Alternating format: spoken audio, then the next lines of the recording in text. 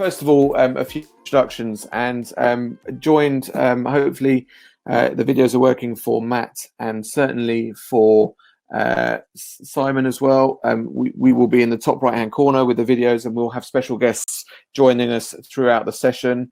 And I guess we'll bring you guys in as and when we need to. It's a bit of a test. We've never had people live on a webinar talking, so I guess just a quick hi from you, Simon. Hi, I'm Simon and I can speak, and hopefully you can all hear me. I am currently Deputy Head at Anson Primary School in the London Borough of Brent, where we are open for key workers and a very small number of children. So yeah, that's me. Okay, so I'm Matt. I am a senior lecturer at the University of South Wales, where I train future teachers in how they can use technology to enhance teaching and learning. We're going to look at the topics of agenda. We're hoping that we'll be able to get everyone talking, but essentially we're really considerate of the time that we find ourselves in. I know that Simon and Matt, we've done probably a couple of things on webinars, and I guess the hot topics are really about making best use of technology in these times. But actually, one of the key things is around making sure we've got the engagement, also how important workflow and feedback is, and most importantly also supporting all learners, right? So we talk a lot about special educational needs. We talk about the accessibility features that are available on lots of devices, and then we'll kind of be looking at also what a disadvantaged learner looks like, and we're hopefully going to be able to talk to a few of the team that we've got joined with us today. So I guess in the first bit is really talking about maybe actually hoping that Aaron can join us on this, but maybe in the meantime, whilst we wait for Aaron to raise his hand, what you think you guys are in terms of best use of technology in these times? Yeah, so I suppose that for us, it's really about the understanding the cohort that we've got and understanding the demographic that we work with. So we're from an area which is very deprived in many ways and very affluent in the others, and so the stretch is huge. And what we're trying to do at the moment is to work out the engagement of all of those children and the devices that they have available within their home. We know from when we set up our online payment systems, for example, for lunch meals and for trips, we've got every single family able to access technology to do that kind of thing, but that doesn't translate into necessarily having technology in the home for learning. And so what we tried to do is to give ourselves a real broad range of activities that we know that some people can access on the one device they have in their home, that others can access because they've got multiple devices, but the learning across those platforms is the same. So there's some kind of equitable option for them. Because what we don't want, we know that there are going to be children that are literally on there 3-4 hours a day working really hard, almost doing a full day. But there are others that may be able to only do 10 or 15 minutes a day, and they're sharing those devices. And so we've looked very carefully at what work we should be encouraging, but not really putting pressure on to make children attend in our setting, because it just wouldn't work. Whereas in other settings, because of the structure of devices, it's the perfect scenario to have children all logging in at the same time, because maybe they're a one-to-one environment, and you can almost have that workflow carrying on. And so I think when you look at those two extremes and then those that have no technology in their vision at all, there is a huge raft that needs to be covered. And it is that key thing about making best use of the available technology that you've got. And that is really important, right? And I think we now have Aaron who's joined us. So Aaron, nice COVID hairstyle, which is fantastic. So thank you. Just growing it out. Can you hear me? We can, yeah. So real sincere apologies for the lack of or the failure of technology, really. But it's probably pilot or user error, as we would say. But it's interesting. Some of the comments that Simon was saying, but from your perspective, you're in an inner city school in London, it's been a tough experience for you guys, but actually you've come out on top. So maybe if you can give us a bit of a kind of overview of what that might have looked like.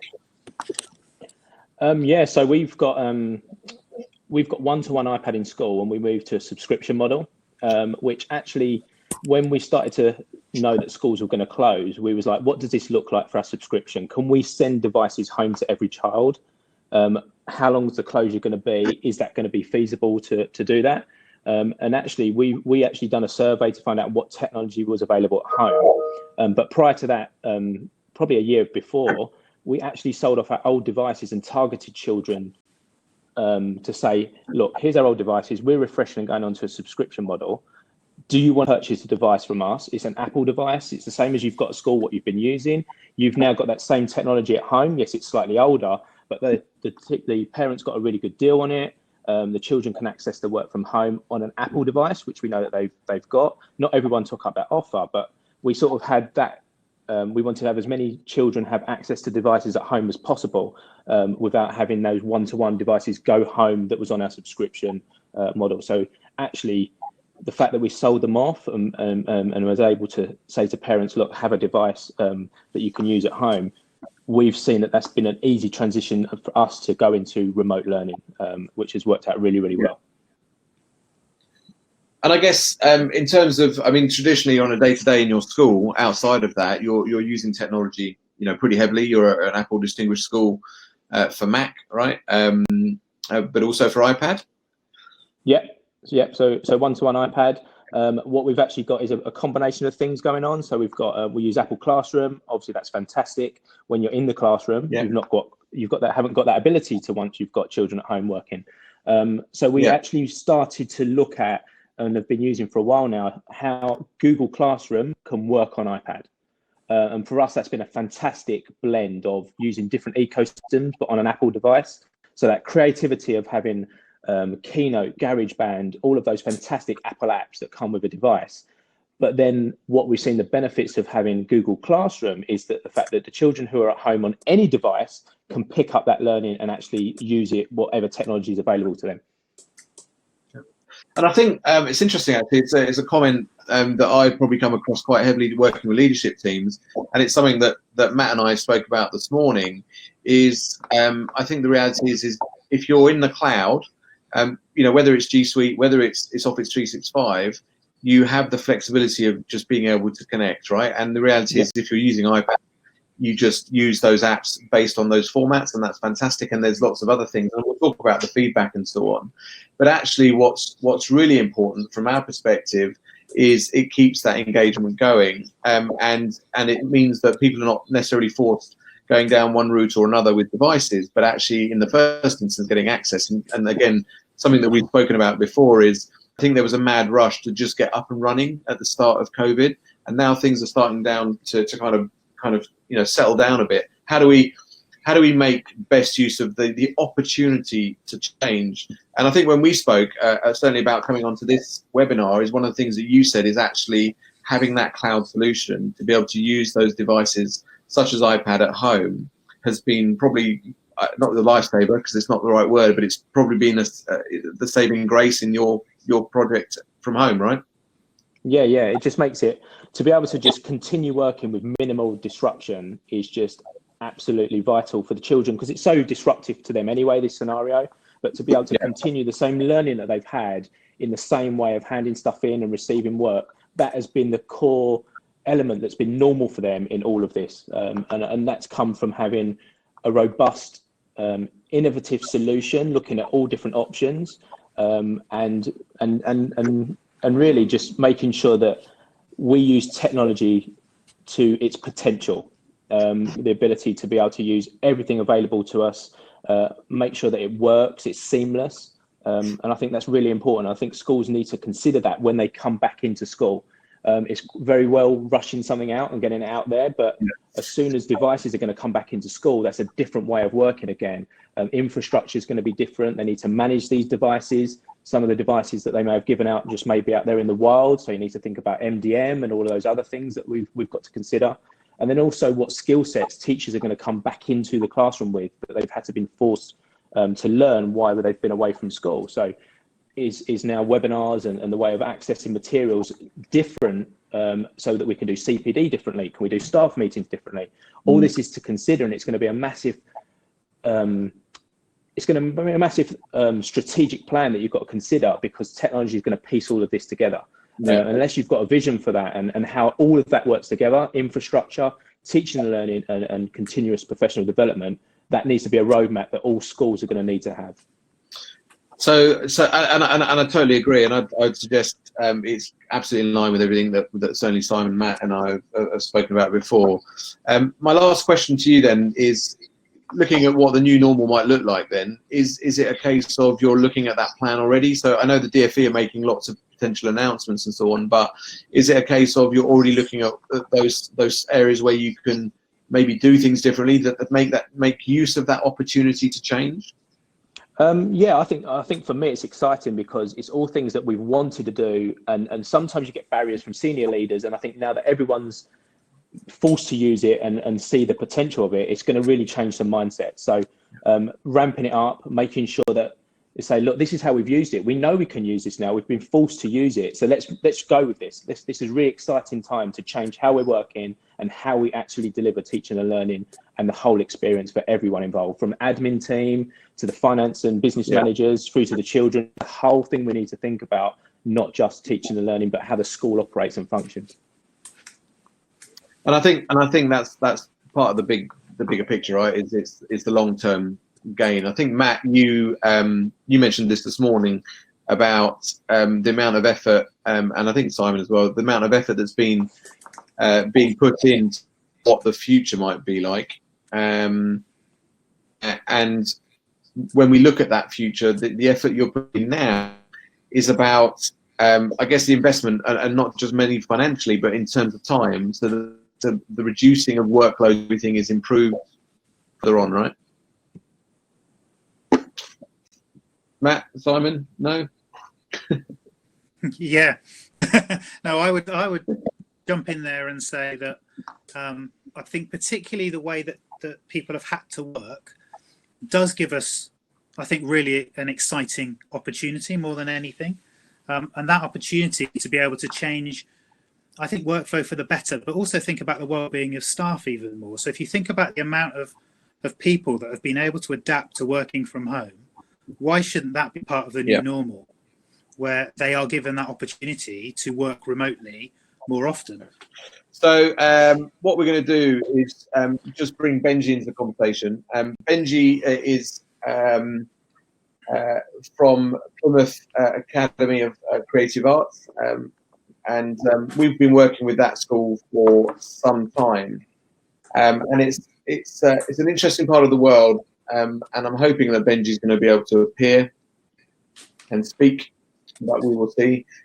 But one of the things that I know that has been probably a question that's been asked, and apologies for looking probably to my left a little bit, is that the question that Benji had, I've obviously been given in advance, and I think Benji's going to join us again, is that when we look at engagement of parents, and maybe that it's looking at the engagement of parents in a time when it's really tough, and it's normally outside of the traditional working at school. So I think the question was, how do schools hugely serve hugely deprived communities, right, and encourage the engagement with a program of remote learning, when they can sometimes struggle with the day-to-day life of a traditional schooling day? And I'm guessing that's something that probably Simon will aim at you, and then come back to Benji. Yes, we have that huge range of a community where we're desperately trying to kind of make contact with everybody. So we have enormous spreadsheets which are color coded in where we're seeing children being sort of picked up within the ecosystem, because we don't have that one-to-one solution. They're not all going to a Google Classroom. We're having to be a bit more innovative in the way that we pick them up, but therefore also the way that we target some of the parents. So some of it is involving face-to-face, some of it is involving contact with local authority and social care, and making sure that they're the ones that are getting contact. And there's constant dialogue going between so many different parties to make sure that we've engaged everyone and that we know that everyone's safe and that everyone has something that they are able to access at home.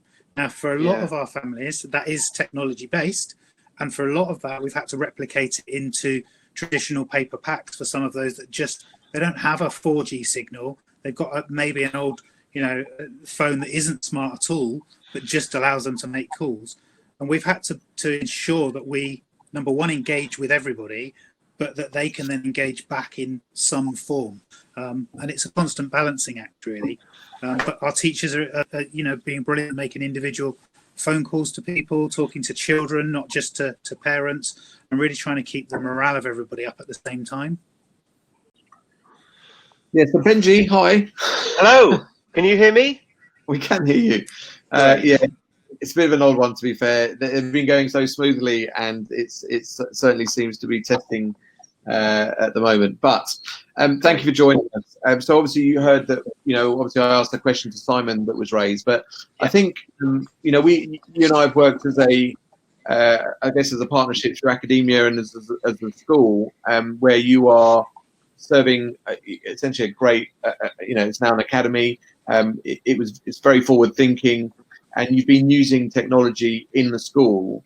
Are you seeing it's not a struggle because that's the wrong word, but how have you found the remote learning transition for you, on the teacher side, but also from a parent perspective? Yeah, I think it has been good. It hasn't been without its challenges. I think Simon's phrase in terms of a balancing act is a good one. I think we found that actually engaging of parents in the community has been really hard, and those families. I think because we're not fully, we're not a one-to-one school, although we use iPad and Mac very heavily across the school. The issues we're having is that kit is essentially primarily in cabinets at the moment, and we've been really struggling to think, well, how do we get this out into the hands of people? Is that even practical? Is it feasible? How do we support the families with the technology that we have?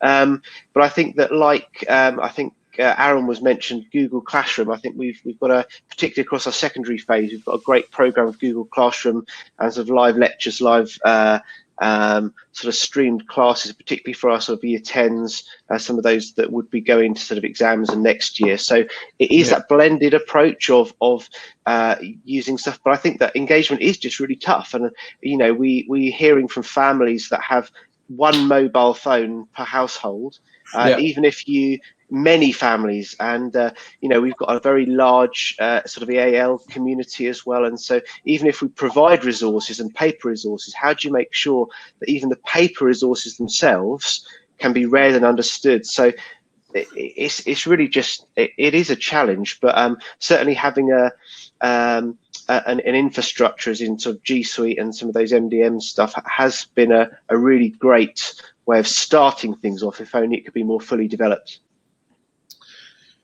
Yeah, I mean, I don't know if you've got anything else to add to that, Simon.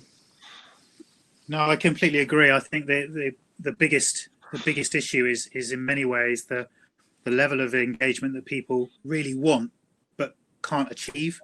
And I think that's the thing. There's a desperate desire for them to be involved and to learn, but they're really struggling with how that looks. And when we talk to the parents and our teachers having those conversations, they're like, I just can't access. I'm going to have to go down a paper route, but I don't want to. And some of our children are great because they'll literally be in a battle with a sibling to get a device, but they're desperate to get it so that they can log in. And so the one thing that I think is massively positive from a lot of it is that we're really seeing there is a desire amongst young people to learn and to be engaged, and they're desperate to do so.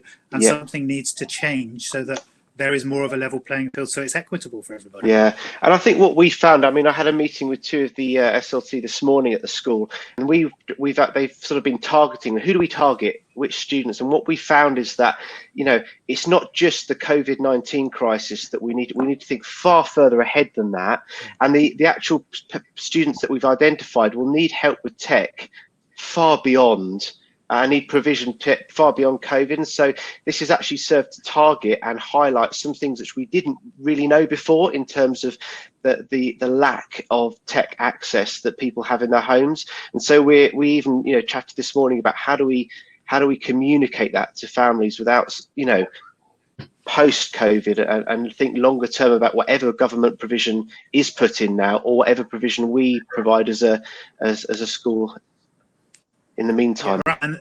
And there are some difficult decisions to make there, right? Because if you look at our local authority, they asked for us to just give the children who had social care. Yeah. Not those that are disadvantaged that really need the technology, but those that are in social care. Sure. And across the borough, they were able to apply for 71 devices, but there were over 110 children. Yeah. So at some point, they've now got to make really difficult decisions about who gets those devices.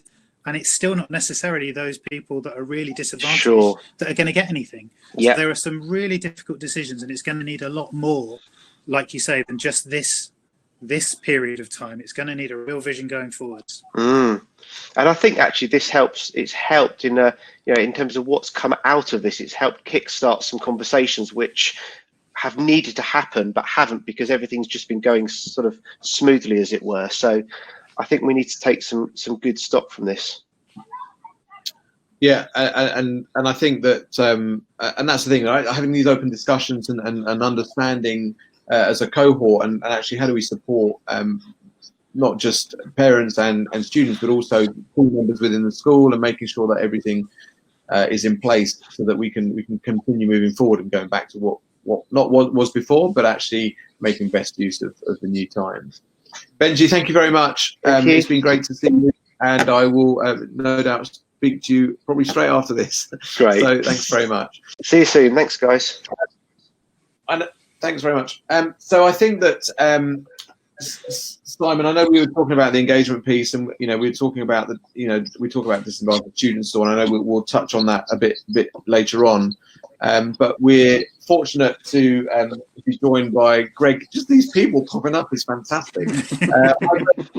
Hey, we shall bow to you right now. I'm really sorry for all the technical issues. I know that I probably have some blame in this, but I know we've done a webinar previously and with Simon as well. And one of the things that certainly as a parent I've seen with my children is, keeping them engaged is one thing, but actually the importance of the workflow for them. So there's kind of a standard, and they know what they need to be doing, but also the feedback from their teachers has been really important. Is there a perfect workflow in your mind? Okay, so for me, no. I think there's a whole range of tools that can be used. Can everyone hear me okay? Yeah? Yep. Yeah, we can hear you, yeah. I mean, we've used a couple. So we mostly use Sophie across the Truster schools. It works really well. It's very simple. But yeah, we've used Google Classroom in some cases where people feel that's more appropriate. So for example, in PE, they use it a lot. In some English and Enterprise are big users of that. So we're quite happy to go with multiple workflows, whatever really is going to be best for those students and those subjects to ensure they get a good learning route and a good way to get work in and out and effective feedback.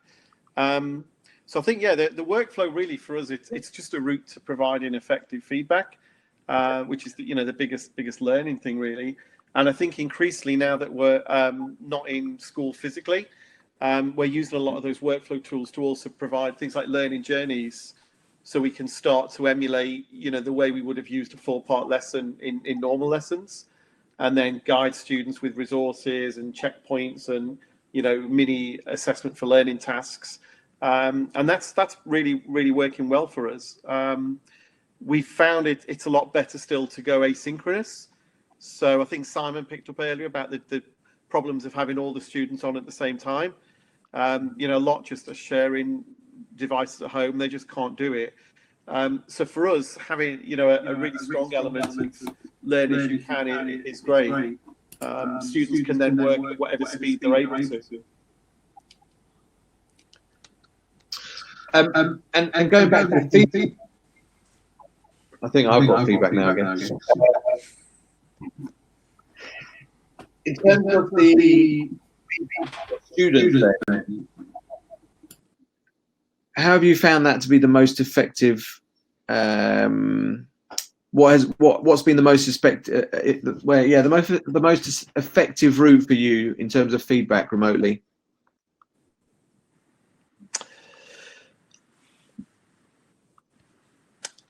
For us at Deferrers, it's definitely been a combination of being able to use PDFs, which is really easy in most devices, but also audio is increasingly coming into its own.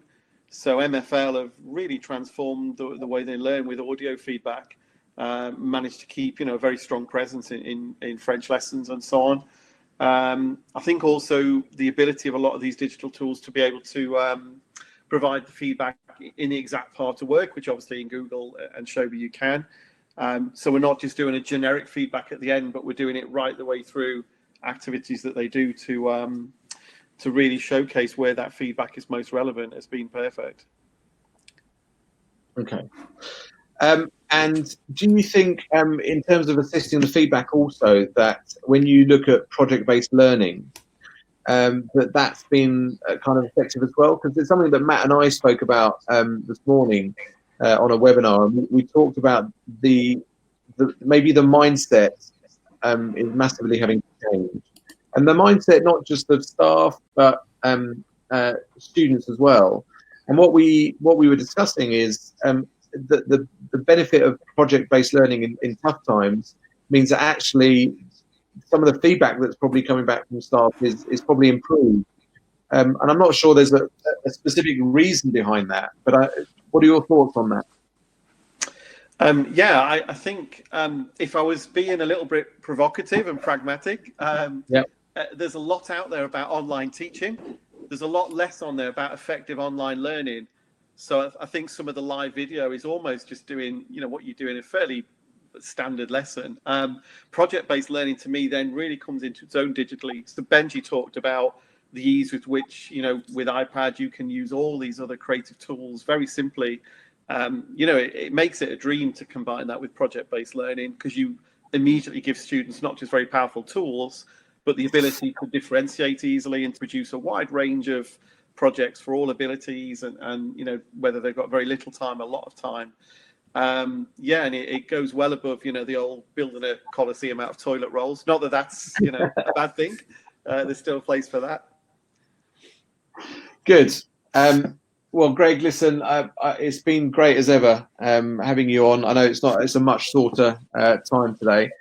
Simon, I guess before Greg goes, as a side note, is there anything that you would add to what Greg's put from your perspective? Because you're in two different parts of the country. Yeah, I think the work for us has been very interesting. We have Google set up in the background. We weren't ready to launch it before the lockdown came, and so now we're at a point where we've managed to create this workflow without necessarily having one place where it all goes. So we have Shobi, we have Seesaw that were already existed. Okay, if you no like. problem. And so we carried on using those. Okay.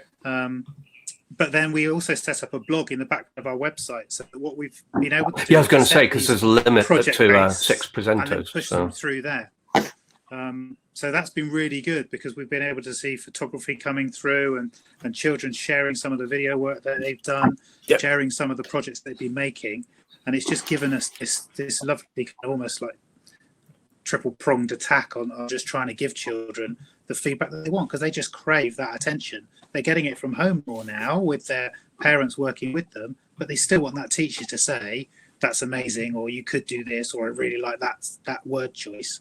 So you can still have that dialogue in so many different ways, and there are platforms out there that can do it, whichever one you choose. Thank you. Hugely insightful, Simon, from your perspective. And Greg, thanks very much. Well, I know that Greg has put a link to resources. So the Deferrers have got this AFL toolkit, and it's really, really useful. And I think that absolutely, these webinars are being essentially recorded. They will be able to be viewed again. So all of this will be there, and we've added this to our resources page as well. So, Greg, thank you very much. No doubt you'll get booted off shortly, and I know that Paul is behind the scenes, as we could hear him. So, apologies, everyone. See, I said to Paul he'd misbehave, and I thought it would be me, but it's clearly Paul. Special educational needs and accessibility are a key topic in traditional day-to-day schooling. So Paul seems, I'm not sure if he's disappeared or he's here, but hopefully he'll be joining us. But we use, Paul is an Apple professional learning specialist, and we use Paul a lot, especially in SEND and accessibility projects. So I'm not sure if you can hear us, Paul. We can't see you, but okay. I'm going to try talking. Can you hear me? Yeah, we can hear you. Okay, yeah. Okay, right here. Well, I mean, it could be that for the benefit of the many, that my webcam has been disabled. Just like the certain Qantas Airlines, that we're going to reduce the lights in the cabin. This is for your benefit and to enhance the appearance of the cabin crew. But anyway, good afternoon, everyone. My apologies if you can't be seen. My webcam is actually on, believe it or not. Yeah. But anyway, yes, really, really interesting times. It is, I suspect, everyone, just to warn you, I'm not going to say anything new because, well, how can I? When you follow in the footsteps of Simon and Aaron and Matt and Tag, well, you get 5th place, really. So it's a bit like what Eddie Izzard says, that the third clarinets just play all the notes left over. But in terms of the focus on SEND at the moment, obviously I'm talking with specific reference to my daughter, who is in a special school in Hertfordshire. And it's been absolutely fascinating seeing the emotional journey that the school has taken. And I suspect that it's kind of a national picture, but a way we talk a lot, especially if any of you have been to academia's events that Ryan organises and runs. We talk a lot within the upper world about the SAMR model, and it really, really resonates at the moment. That the S for substitution, the A for augmentation, the M for modification, and the R for redefinition. How we've seen, particularly with children with special needs, where in the context of a classroom, if a child has special or additional needs, they're going to be having a lot of additional adult support. Now at home, in a busy home, in a COVID world, that adult support has to be there with the child. That's kind of non-negotiable. But it's very interesting seeing the schools that have moved within, bearing in mind, within what 6 weeks in this COVID world, the schools that have moved within 6 weeks from simply emailing the worksheet out that they would have done in class with no expectation of the pupils emailing it back again, where that's simple substitution, or in some schools where they've simply tried to get the whole class and the teachers in front of a webcam. All they're trying to do is substitute what you would have done in the room and do that online. And neither of those models work. And I think it's been, Simon's already kind of mentioned this as well, and Aaron talking about the adaptation that's been happening.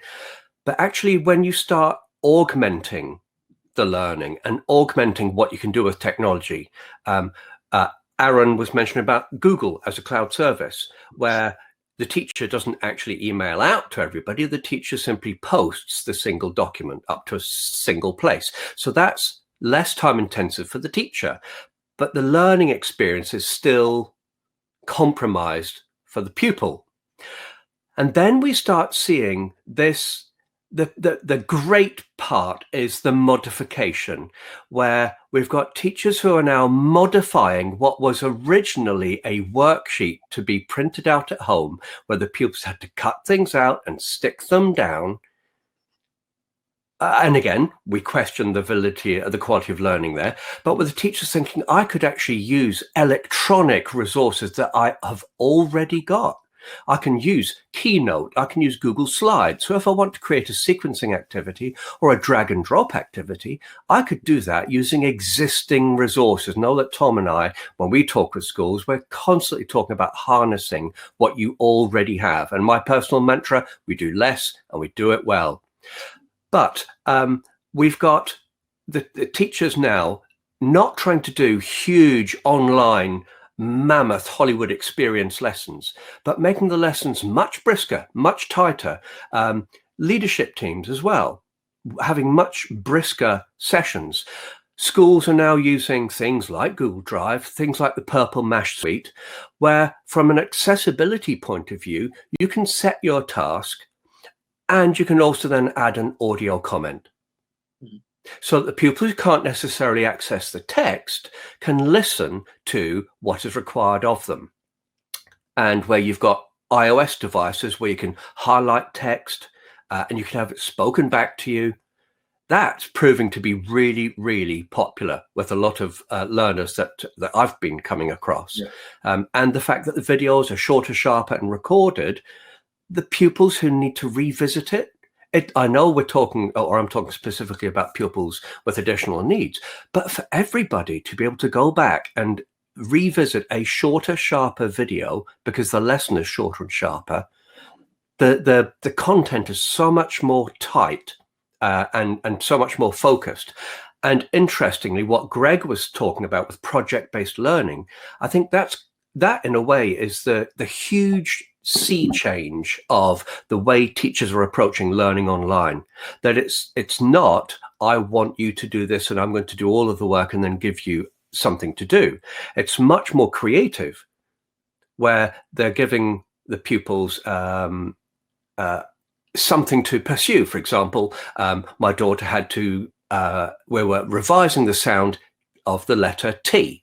So she had to find things in the house that had the letter T at the start. And we took photos of them, we uploaded them to Google Classroom. Now that is much, much more purposeful than what might have been a more dry approach to learning. And I know that's really where we're seeing a lot of the learning now being adapted. Before we start exploring the redefinition, which is where you really, really embrace the potential of technology. I know that TAG talks to lots of schools and strategic sessions about how to approach that redefinition piece.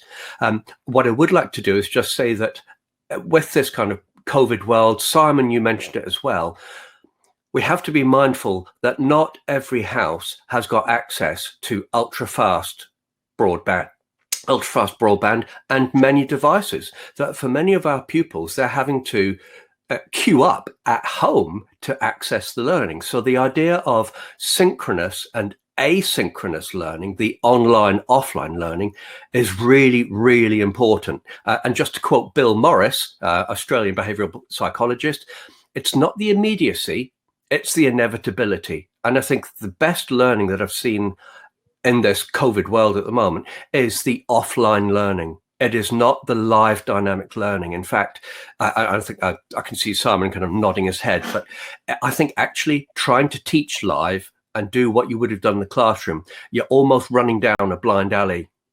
And I know, Simon, you're going to say something, but Paul, actually, really validly, you and I were put in a pretty tough situation at the beginning of COVID-19 to try and support a school who essentially had moved their project very much forward from probably not even September, but maybe the turn of the year.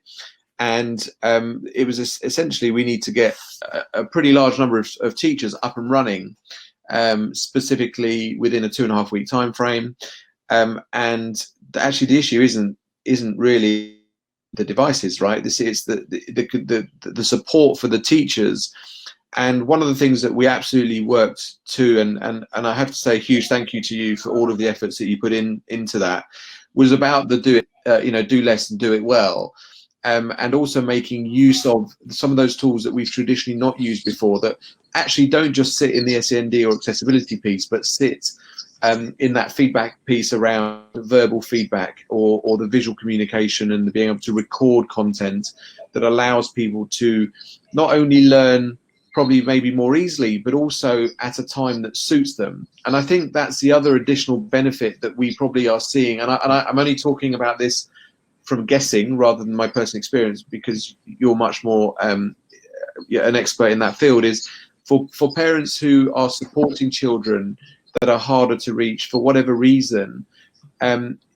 I guess being able to learn in a non-traditional 9 to 5 day, would you say that's been of added benefit to you, or is that null and void? That's a really interesting question, and I think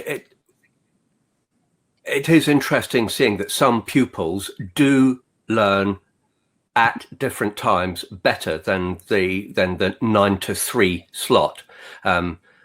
Interestingly, my own daughter is much more of she's still quite happy working or learning at 7 o'clock, 8 o'clock at night, less so at 8 o'clock in the morning.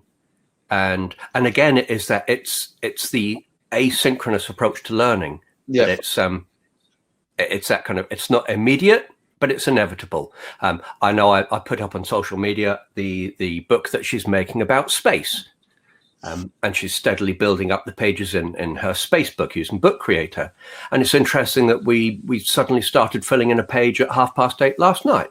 Suddenly she had an idea. Yeah. And I think that's the real potential, that you've got the idea, you can respond to the idea, and that idea can then be shared instantly. That's a real win-win. Yeah. Yeah. Simon, I kind of rudely interrupted maybe what you were going to say, but is there anything to add to what Paul's fantastically kind of said? No, I think for us it's really been the engagement tasks that have had the biggest impact, those that can be done any time of the day, but mainly because they're what we call together tasks, where you have people working on something together, and whether that's making a den or doing some cookery, or whether it's shooting a video or whatever it may be, it's where they've got that one-to-one contact, or they've got all their children together. They're getting the most traffic through our website. Anything that involves that working together, collaborative feel tends to rise up.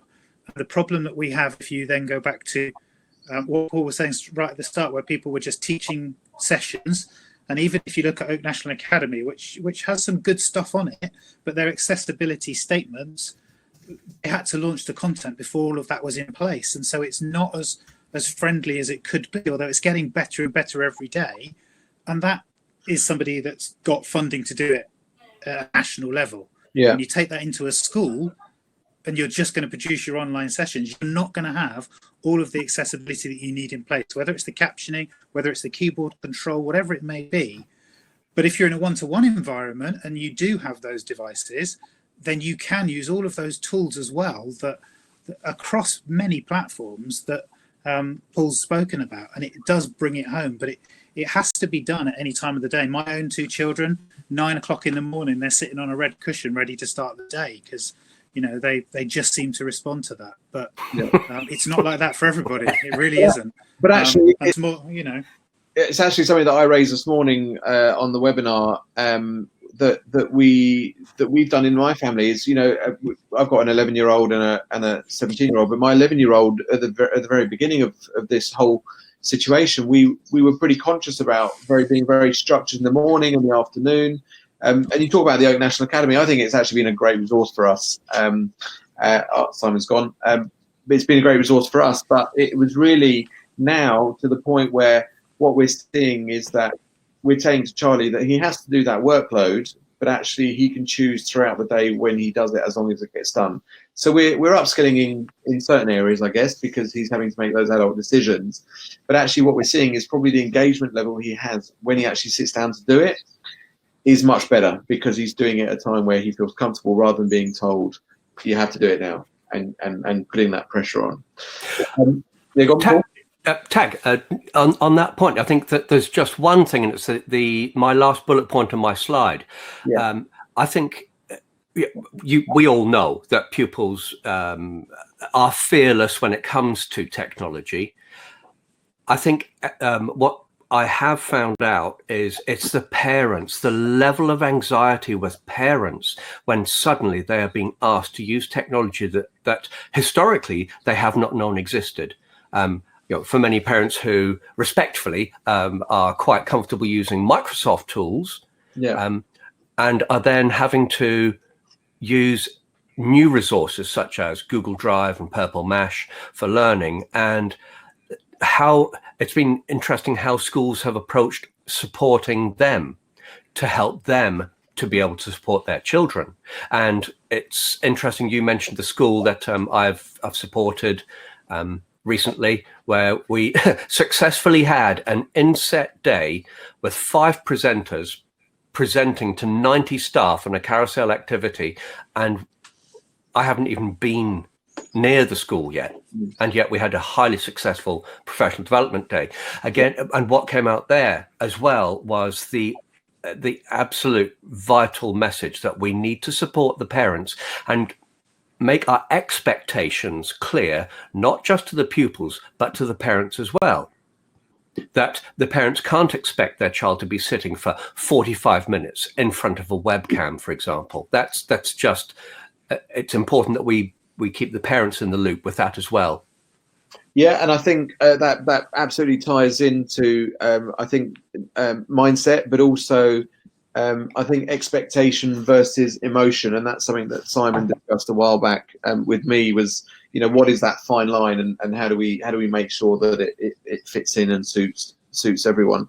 Paul, as ever, the reality is I know we're going to be doing a webinar dedicated specifically to SEND and accessibility, and I think that so many of those points that you've raised today will, you know, could fill up a huge session.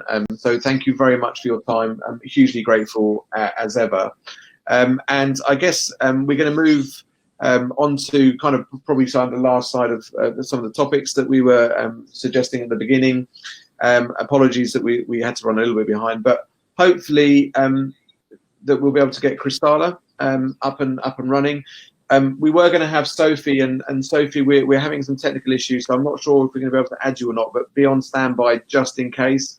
But Christalla is a head teacher who academia is supported in Enfield.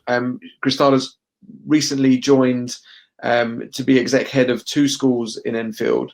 And one of the things that we have always supported Christalla with in the past has been around how do we support disadvantaged learners. And disadvantaged learners, and Simon, you'll know this from where you are, isn't always about somebody who has a special educational need or a disability or something of that ilk.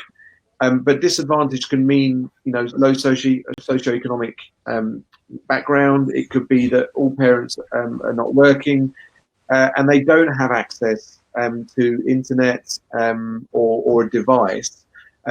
Whilst we get Christalla up, Simon, go back to where you are. I know you said you had a cohort of parents who we fell into that category.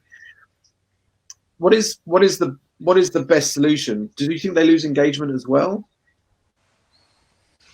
I think my video is frozen, but hopefully you can still hear me. Yeah, I can hear you. Yeah, absolutely. Yeah. So I think that disadvantage is a really interesting one, because we've got some of our most able pupils at the moment who would now be classified in a disadvantaged position. And then we have those that were always disadvantaged that are arguably in a now even worse position. And when you consider as well that there are some families who may well have sat in the middle, who have been locked down in a 2-bedroom flat with 4 children, there are levels of disadvantage here that we just haven't seen before. But what we are seeing is as a reality is that more families are realizing that their circumstances entitle them to more support than they believed they could get. And so we're seeing an upsurge in numbers of people who, when we contact them and we're saying, look, we genuinely believe that we can get you support and we can get you access and we can get you, let's say, just free school meals as a starting point. But then beyond that, access to technology that maybe we couldn't have got before. Those numbers are growing daily because people are really examining the position they find themselves in, and they're looking for help. And part of a school's role here at the moment, listening to Amanda Spillman actually on Sunday, where she was saying that the big thing here is that there were no expectations on schools to provide any learning at the time of the closure. It was all going to come through the government. Now, of course, schools don't want that. Schools want to be able to provide for their children. But what schools really don't want to do is to lose that community and lose that support that they give, because child and family is really crucial to everything we do. And And teaching is one part of it, but all those other things, the constant place that you provide for them, that safety, the support, the role you have in the community is huge. And we're beginning to see that the contact that we're having with parents is far more about their disadvantage and how we can help them in this situation than it is about whether or not they can access an online session. There are big things happening here that I think are really crucial, and hopefully will give people the level of support that they're entitled to. Absolutely, and it's such a, I guess it's always a key topic, but I think it's this situation has made us realise lots of things even more, and I think from our perspective, we don't sit on the same side as you, but we obviously support the education sector, and we're getting asked lots of questions, certainly around the support around the teaching and learning, and that's just a very small part of this, what we have to do as a school. I understand from various messages that I think we may be struggling to get Christalla on here, but I know that it's something that we'll certainly pick up with her. I don't know if Christalla, I can see you in the attendees. If you can raise your hand, and hopefully we'll see if that has any benefit. Just whilst we're there, I think we could probably maybe come back to Christalla when she's ready. But one of the things that we found very useful is that you won't be able to turn your camera on, but you may have some questions that you'd like to ask, and I guess if you have any, please do ask them in the Q&A section. Whilst we wait for that, Simon, is there anything else that you feel that would add value to what we've been talking about today, and I guess guidance? I think vision planning is going to be crucial going back. There's probably going to be some kind of announcement about the next phase, whether that's on Thursday tomorrow or whether it's Sunday. At some point, we're going to be given a time frame for a return to school, and initially that will be very small numbers, most probably. But I think this is a prime opportunity within the crisis that we're kind of facing, is to think about which elements are working that could be pulled into that new normal. There are certain things that we're doing that, as Paul quite rightly pointed out, are just mere substitution, and there are many teachers that will be in danger of just reverting to what they've always done because they believed it's always worked. And actually I think there's a real, even if it's just down to simple things like the discovery of, let's say, Google Forms, or the ability of Google Keep to be able to capture text off of a PDF and then translate it into a home language using the Google Talk functions. There are so many different little workflows that we can build in that are going to make learning easier for everyone. But it's going to need vision planning, and it's going to need people to really think about, where does this fit in my school? Does it fit within the ethos? And what am I going to do with my staff to make sure that whatever they've had to do over the last few weeks, they can maintain into the future? And I think on that vision and plan, I think one of the things that Paul and I specifically have done over the last sort of 18 months is deliver, or 16 months is deliver a planning essentials, which is a strategic workshop for leadership. It's free, and it allows us to look at the key elements for looking at mobile devices, specifically Apple devices in the planning essentials. And it allows leadership teams across finance, IT, to make decisions around teaching, learning. The environment, the infrastructure is really key, but also the long-term strategic vision. And we've now been able to move that across to a virtual kind of workshop. So it's done by video conferencing, and we've moved what are essentially cards into a virtual card stack.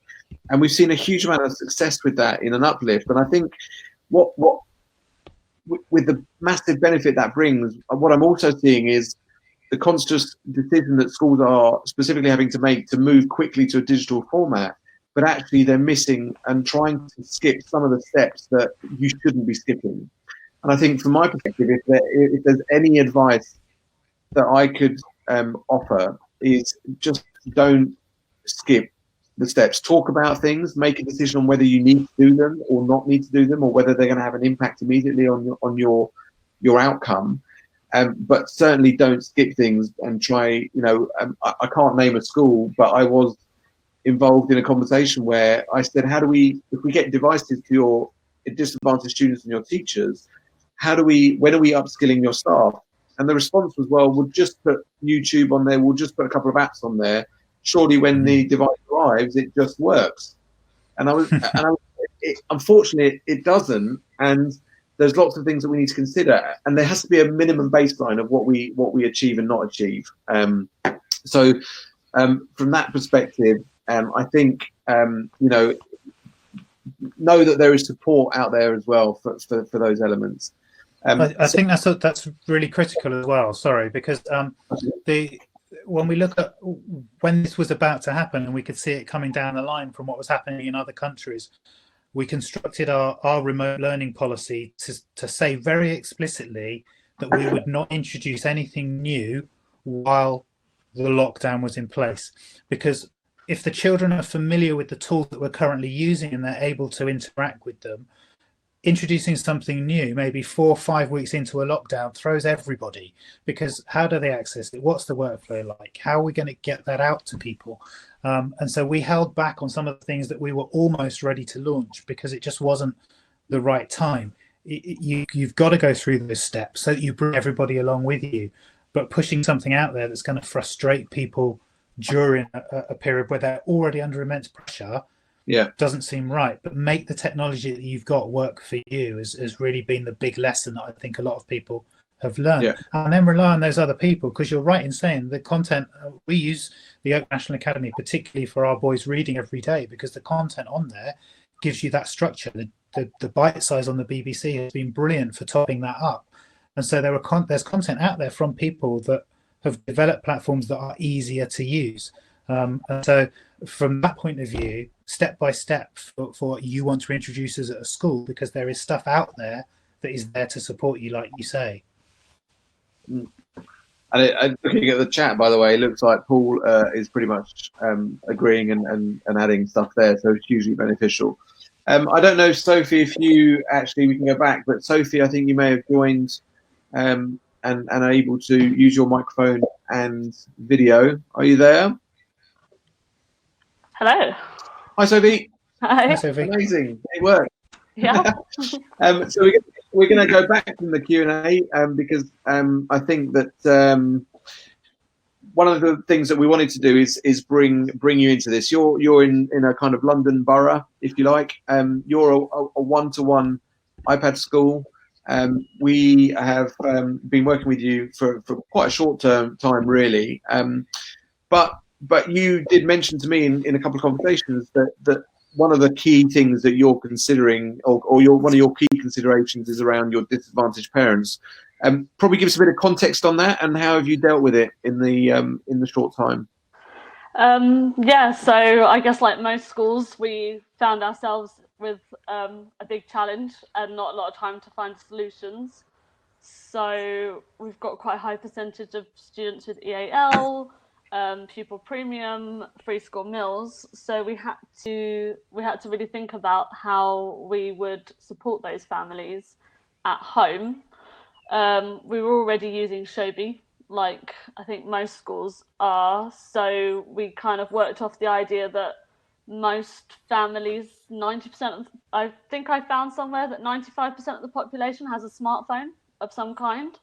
Shobi is available on a smartphone, so we decided we'll continue with that. And then it was really supporting students and teachers, or more teachers, to generate content that children can do at home but not necessarily do on Shobi. So Shobi was a platform to share it. They could take pictures of what they've done, they can send it back to us, they can ask questions, but they're not necessarily doing the work on Shobi. So we kind of went through with that.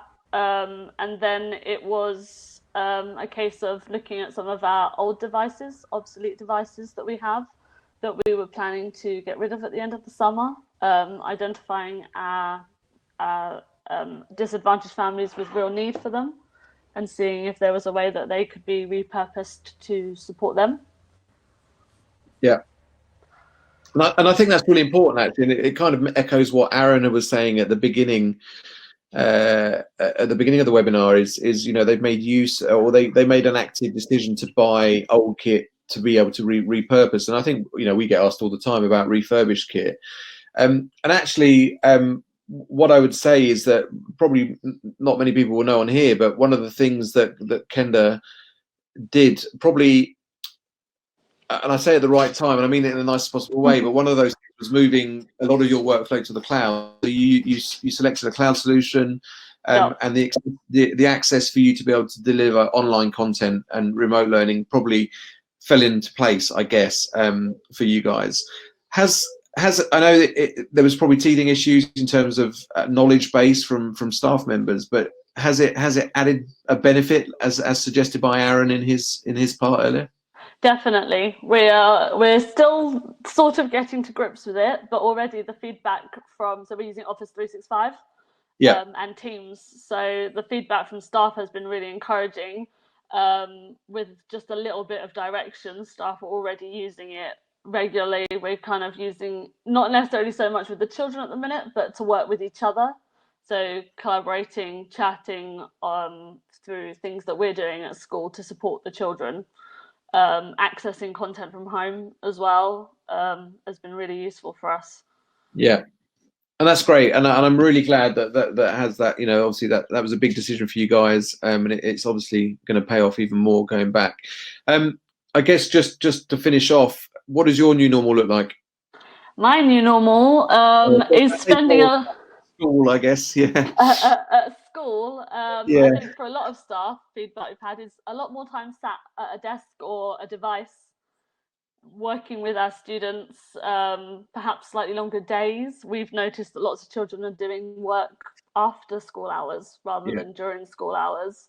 Okay. So very different to what I'm used to.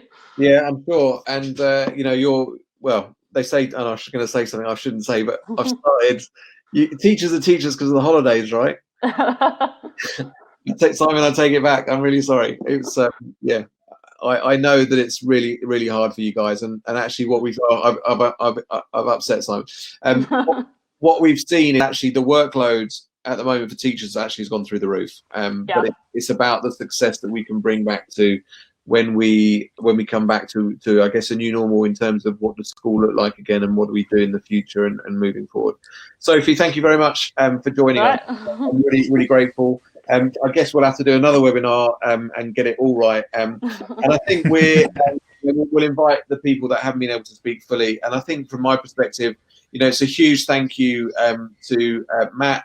I know you've tried to come in and out. Simon, thank you again. Greg, as ever. Paul, fantastic. Christalla, I'm sorry that we weren't able to get you on. We'll make it up to you somehow. Thank you, Sophie. Aaron, you've been far as well. And Benji, it was great to see you as well. As we've said, this has been recorded. I'm genuinely very apologetic for the fact that there was so many teething issues around the technical piece at the very beginning. Unfortunately, it's one of those things, but what I've loved is actually, I think it's been fantastic with all the expert content that's been available, and hopefully you'll come back and join us for a lot more sessions.